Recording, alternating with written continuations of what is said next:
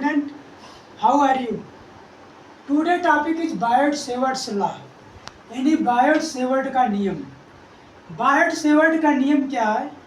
यह एक basic law है, बेसिक नियम है जो इलेक्ट्रिक फील्ड और मैग्नेटिक फील्ड दोनों में काम करता है, यानी combined effect of electric field and magnetic field.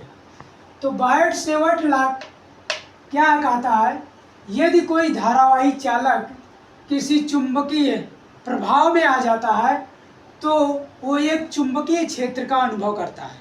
Okay, कहने का मतलब है कि current carrying conductor in which it's magnetic effect can be experience is called magnetic field. Okay, let us a conductor, this is the conductor, ये conductor दिया है और ये बी पॉइंट है जो है जिस पे हमको जो है electric magnetic field intensity calculate करना है। तो इस तरह से जो हम बायोट-सेवर्ट के नियम को जो है कंडक्टर की धारावाही चालक के द्वारा परिभाषित कर सकते हैं। Okay, let us a conductor दिया है, ये क्या है? कंडक्टर। ये कंडक्टर मान लो तुम्हारा दिया है पी क्यू दिया है, इसमें करंट फ्लो हो रही है आई, ये मान लो कंडक्टर का एलिमेंट है और इस पॉइंट से जो है पॉइंट यहाँ पे दिया है, मान लीजिए पॉइंट दिया है पी और यहाँ से इसका डिस्टेंस आर, मान लो ये पॉइंट दिया ओ। ओके, और ये एंगल जो तुम्हारा दिया है, ये एंगल दिया है थीटा, इसमें करंट आई फ्लो हो रही है। ये पॉइंट मान लो पी डैश है और यहाँ पे एक पी क्यू है। अब ये कहता है कि अगर कोई करंट कैरिंग कंडक्टर जो है किसी चुंबकीय क्षेत्र में रखा हुआ है, यानी चुंबकीय के प्रभाव में आ जाता है तो वो एक चुंबकीय क्षेत्र बन जाता है। अब हमको जो है एट पॉइंट पी पे जो है मैग्नेटिक फील्ड यानी चुंबकीय क्षेत्र की तीव्रता ज्ञात करनी है। बायोट-सेवर्ट लॉ के नियम के अनुसार कि मैग्नेटिक फील्ड यानी dB is directly proportional to current flow through the conductor I, यानी dB is directly proportional to sine theta, यानी sine theta angle between OP and OP dash, यानी this is the distance and ये current carrying conductor का जो है ये direction है। इस sine theta and directly proportional to dL, dL is the elementary है, यानी कंडक्टर की जो है आपका स्मॉल एलिमेंट्री है, यानी ये कंडक्टर का एक छोटा सा पार्ट है। ओके, और इनवर्सली प्रोपोर्शनल टू 1/r², यानी पॉइंट ओ से और पी के बीच की जो डिस्टेंस यानी दूरी है आर, तो 1/r²।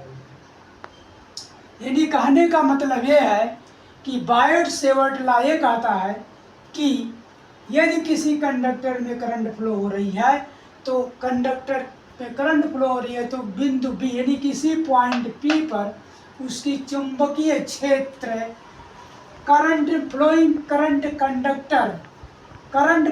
कंडक्टर के डायरेक्टली प्रोपोर्शनल होता है। Angle between the distance and conductor sine theta के डायरेक्टली प्रोपोर्शनल होता है।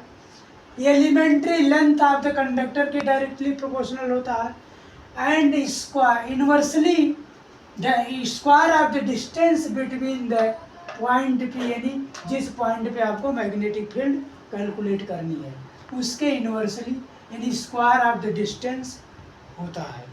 ओके, तो ये dB directly proportional to I, directly proportional to sine theta, directly proportional to dl and inversely proportional to 1/r², यानी between O and P dash, यानी r² के होता है। तो इस तरह से हम लिख सकते हैं dB इज इक्वल टू के आई डीएल साइन थीटा बटे r²।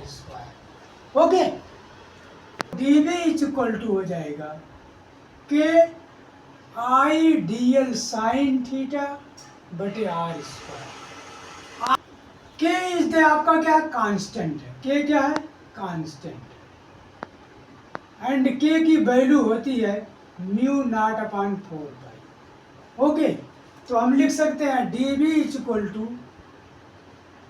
Mu naught upon 4 pi I D L sine theta बटे आर स्क्वायर। आई जो है current flow in the conductor and dl is a small elementary length of the conductor. Sin theta angle between the point at which magnetic field is calculated and between the conductor.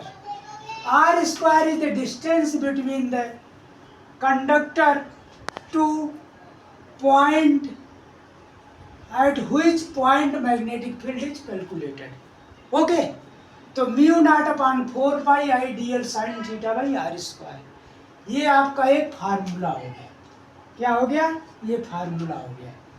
Mu naught का मान क्या होता है? 4 pi गुणे 10⁻⁻7 Newton per ampere square. क्या होता है? Newton per ampere square. Okay, formula d B is equal to हो जाएगा म्यू नॉट अपॉन 4 पाई गुणे I D L sine theta by are square. Mu naught is equal to होता है 4 pi गुणे 10⁻⁻7 Newton per ampere square. तो d B is equal to हो जाएगा 4 pi cancel तो 10⁻⁻7 गुणे I D L sine theta बटे r. Okay, this is the formula. Okay, thank you.